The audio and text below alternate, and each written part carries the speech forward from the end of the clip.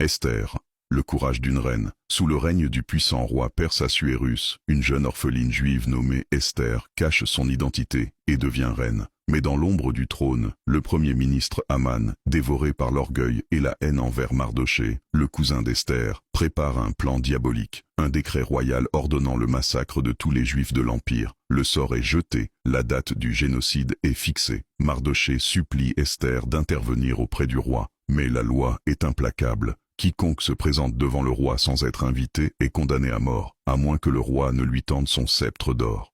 Esther hésite, mais Mardochée lui envoie ce message cinglant. Qui sait si ce n'est pas pour un temps comme celui-ci que tu es parvenu à la royauté. Après 3 jours de jeûne, Esther revêt ses vêtements royaux et s'avance vers la cour intérieure. Elle risque sa tête pour son peuple. Le roi la voit, son cœur s'adoucit, et il lui tend son sceptre d'or. Au cours d'un festin qu'elle a préparé, Esther dénonce courageusement le complot.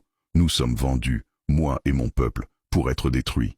Elle désigne le coupable, le méchant Aman. Le roi, furieux, fait pendre Aman sur le gibet que celui-ci avait préparé pour Mardochée. Un nouveau décret est signé, permettant aux Juifs de se défendre. La tragédie se transforme en triomphe, et cette victoire est célébrée depuis lors de la fête de Pourim. Esther a prouvé que même dans un palais étranger, une seule personne, avec la foi et le courage, peut changer le cours de l'histoire.